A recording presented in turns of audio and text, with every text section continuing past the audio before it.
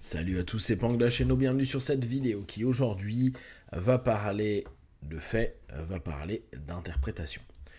Pour les plus hypnothérapeutes d'entre vous et pour ceux qui travaillent un petit peu dans l'accompagnement, vous savez qu'un des cheminements les plus accessibles pour quelqu'un qui est en souffrance, c'est sa possibilité de se dire que certes, il ne peut pas changer son histoire, certes, il ne peut pas changer les faits, mais il peut changer l'interprétation qu'il peut en avoir.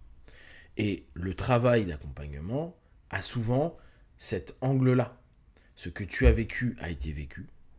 Maintenant, l'impact et le récit que tu te fais de tout ça, et qui dès lors va toucher un état, va créer un état en toi.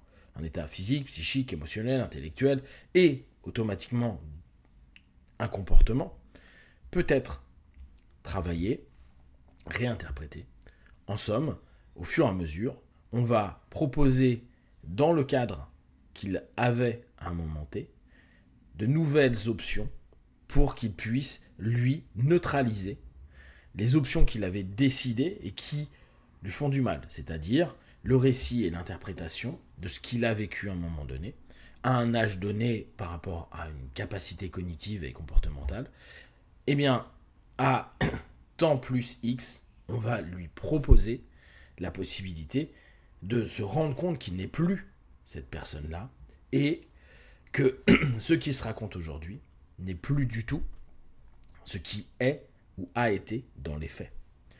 Donc il y a vraiment une compétence naturelle de l'humain à réinterpréter, à recréer des récits par rapport aux histoires qui sont issues de faits. Mais les faits sont malheureusement très souvent complètement occultés.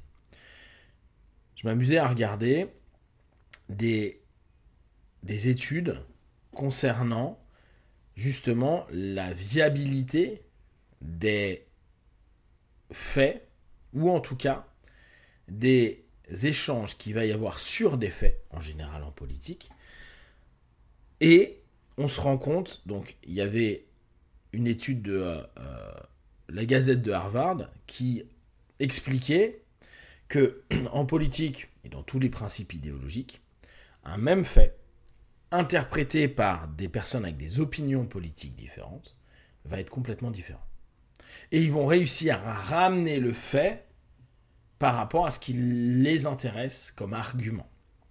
C'est-à-dire, on le connaît, hein, c'est le biais de confirmation, c'est-à-dire que on ne prend plus en compte le point de vue objectif du fait, on interprète et on met dans les cases qui nous intéressent, intellectuellement parlant, idéologiquement parlant. Et ça, c'est absolument génial, parce que ça veut dire que sur un même fait, en fonction de notre culture, notre éducation, notre façon de voir, on ne le voit pas. On le prend pas comme tel, on l'oriente en fonction de ce que l'on veut prouver, montrer, mettre en avant. Et c'est pour ça que vous allez avoir très souvent, dans les discours politiques, si vous amusez un petit peu à écouter en ce moment avec les européennes, chacun parle du réel. Sauf que le réel est déjà une interprétation politisée des faits. C'est pas les faits. C'est déjà ce que eux estiment comme étant du réel. Donc qui ont déjà, eux, mis la coloration qui les intéresse pour argumenter, orienter et prouver qu'ils sont dans du vrai, mais ce qui voudrait dire dans du factuel, ce qui n'est pas le cas. Le factuel, c'est le factuel. Il n'y a pas de coloration. La vie n'est pas bien ou mauvaise. La vie est juste cette succession d'événements X ou Y. C'est l'ensemble des éléments psycho-émotionnels qui vont faire qu'on va trouver qu'on a passé une bonne journée ou une mauvaise journée. La façon dont nous, on va accompagner quelqu'un en hypnothérapie, et dans tout ce qui est associé, hein, c'est de dire, bah, ton interprétation, ça, on peut la changer. Ça, on peut réellement le changer. Exactement comme peuvent faire des politiques ou des idéologues qui un jour vous disent blanc et l'autre jour va vous dire noir. et vont même carrément changer d'opinion politique, d'opinion spirituelle, d'opinion intellectuelle. Parce que, il y a eu une rupture de pattern, il y a eu quelque chose qui, au travers du filtre qu'ils avaient, donc des récits qui se racontaient, et des faits qui, eux, restent des faits, n'allait plus, il n'y avait plus de correspondance, comme une incongruence. Et donc, il y a un changement, à ce moment-là, de paradigme de pensée, mais qui est juste, en réalité, d'interprétation de l'ensemble des événements. Parce qu'on ne s'approche toujours pas, nécessairement, des faits. D'ailleurs, il y a des études qui montraient, alors attendez, hop, c'était sur Life Science, qui montrent que, et ça je trouve que c'est intéressant, des expériences personnelles argumentées par vraiment le point de vue subjectif d'une personne, et c'est ce qu'on voit énormément avec les Twitter ou les personnes qui filment et qui donnent déjà leur interprétation en criant, en émettant des commentaires, etc., vont avoir plus d'impact sur l'auditeur, le lecteur, etc., que les faits en tant que tels. C'est-à-dire, subjectivement, sans aucun son, ou juste avec les sons du fait, eh bien, les personnes vont moins considérer les images qu'ils voient, les sons qu'ils voient et l'événement qui se passe, que quelqu'un qui va l'interpréter au travers de son téléphone portable. Parce que les personnes veulent de l'émotion, estiment qu'il y a plus d'authenticité.